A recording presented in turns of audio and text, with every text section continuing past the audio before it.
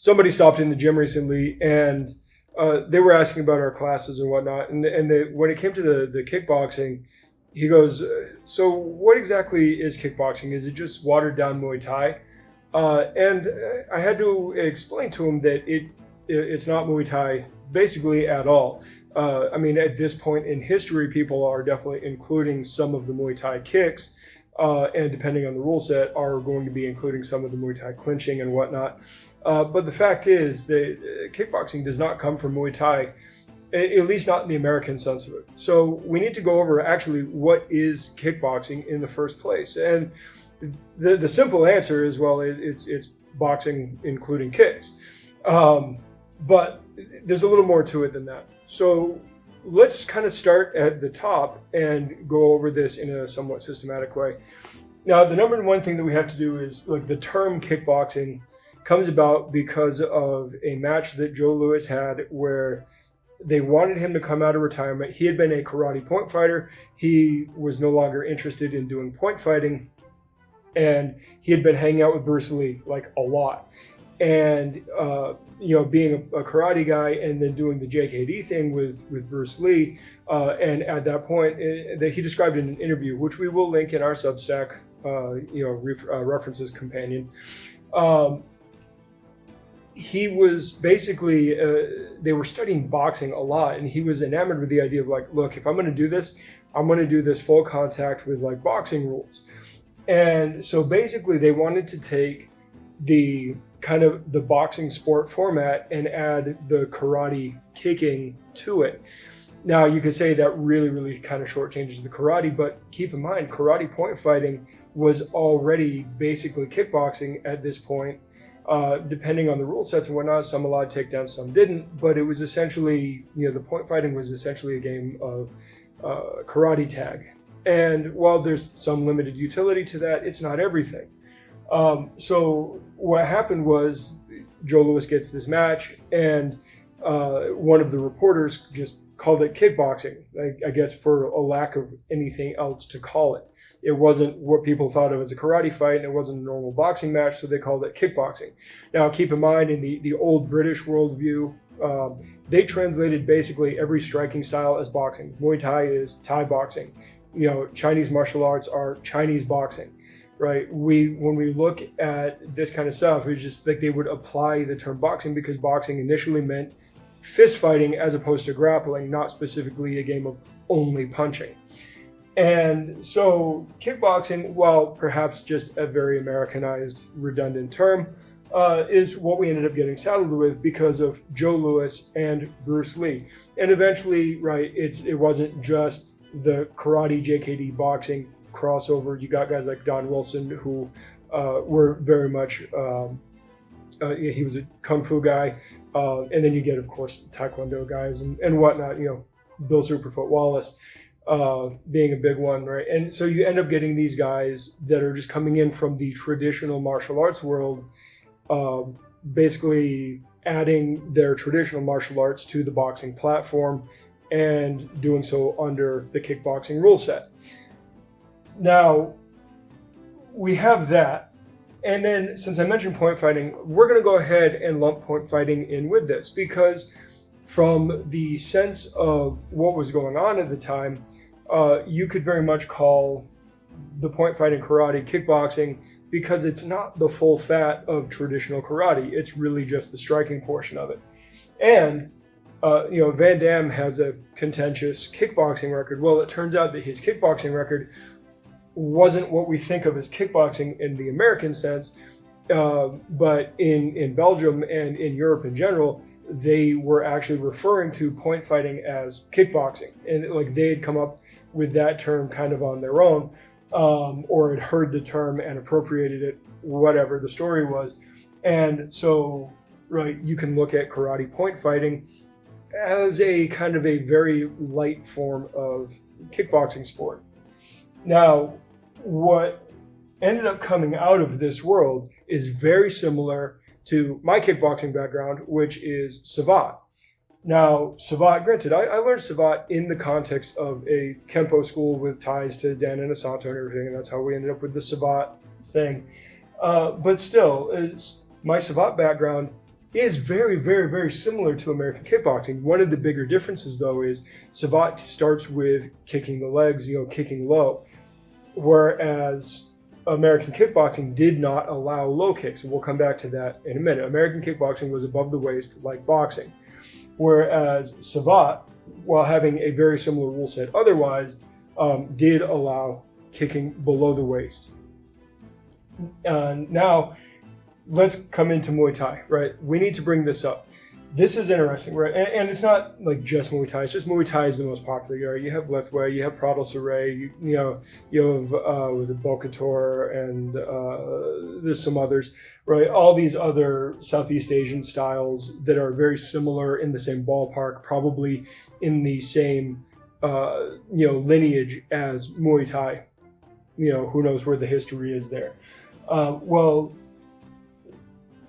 When we come into Muay Thai, right, like I said, Muay Thai and kickboxing are really not the same sport at all. However, in the 1920s, the Thai people added Western boxing to their Muay Thai. So really kind of a similar thing to what Joe Louis did with karate. He added boxing to karate, whereas some of these other guys were adding it to Kung Fu, right? These guys were adding Western boxing to the Muay Baran styles, the old, traditional Thai styles of boxing. And they came up with their own version, which they maintained the clinching, the elbows, and the knees, whereas, the American kickboxing had kind of stripped down the karate to punching and kicking. Savate had stripped everything down to punching and kicking. And Muay Thai chose to keep it a little bit closer range. And, so you end up with that.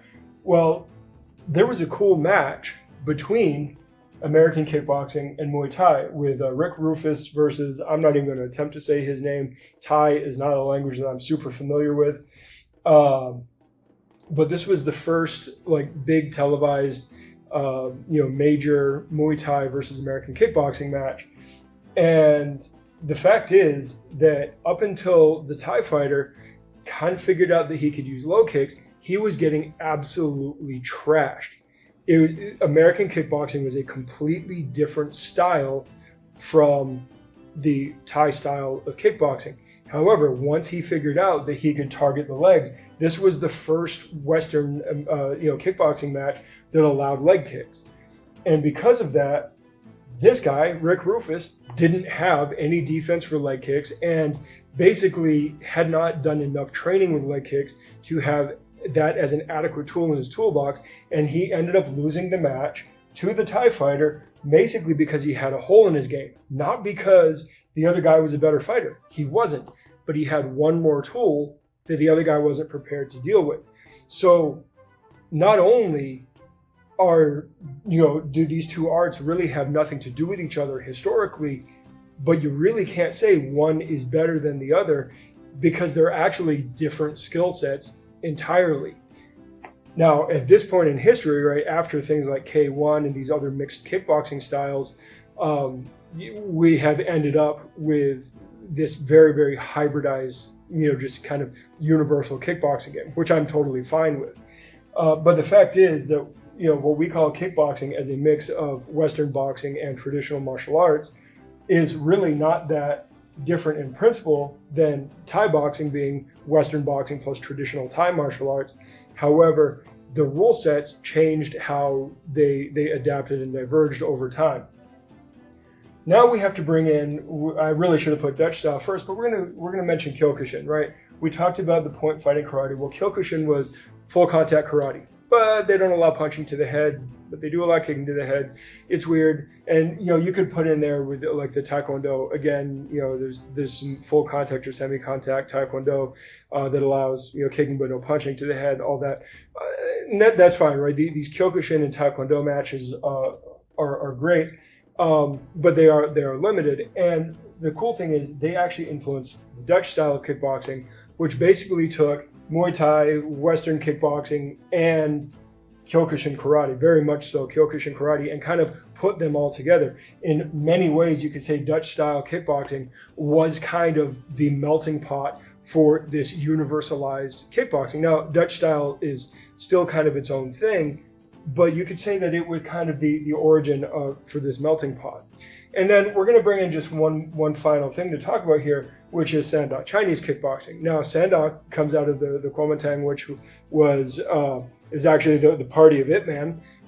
They were the anti-communist party in China. They were the nationalists versus the communists, and we all know how that turned out.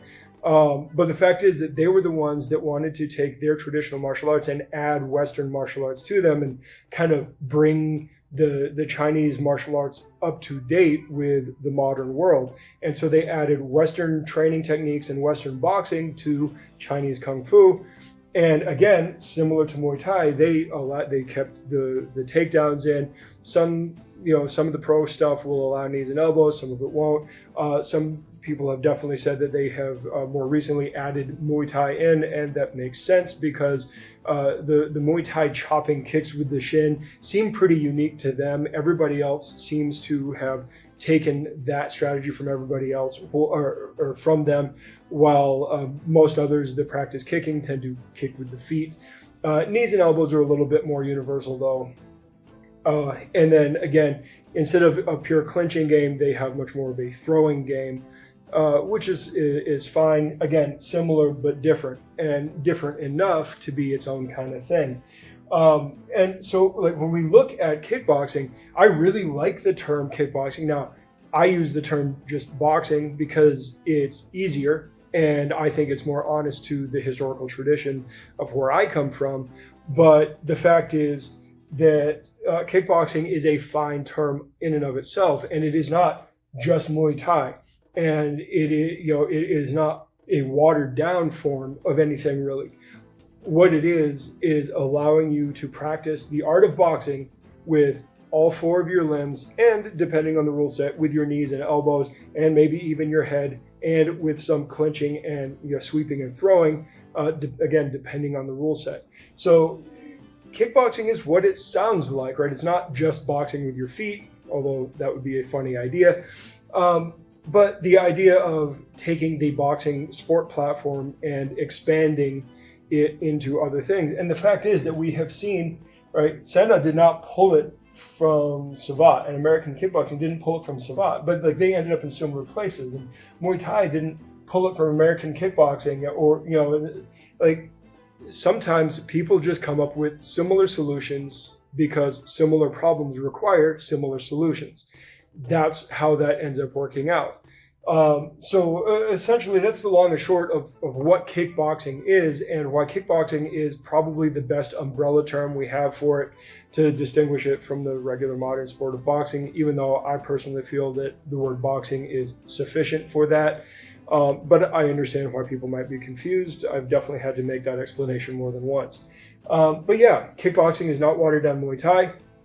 In fact, Muay Thai is just a different regional form of kickboxing. Again, not stemming from American kickboxing, not related to American kickboxing at all. And since then, since the 1980s, people have been mixing everything. And that's okay, right? With everything being mixed under this kind of one big thing. And then you can just say our rule set allows elbows and knees or doesn't. Our rule set allows clinching and throws or doesn't. I think it's much easier. Just say, like, we do kickboxing and here's a couple of rule variations. That makes it so much easier to deal with. So anyway, that's all, and I will talk to you guys later. Good journey. Thanks for watching. Like, comment, subscribe. Share this with your friends or anybody else who might be interested in this kind of content. If you happen to be in the Metro Phoenix area, come in for a class or just stop in to say hi. We'd love to meet you. Definitely check out our socials and our website that has all of our contact information and all of the other relevant information.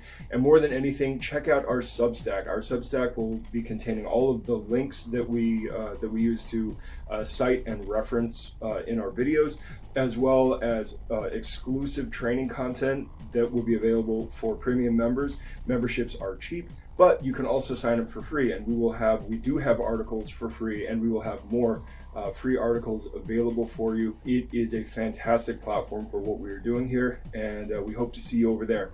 So I will talk to you guys later, and look out for the next one. Good journey.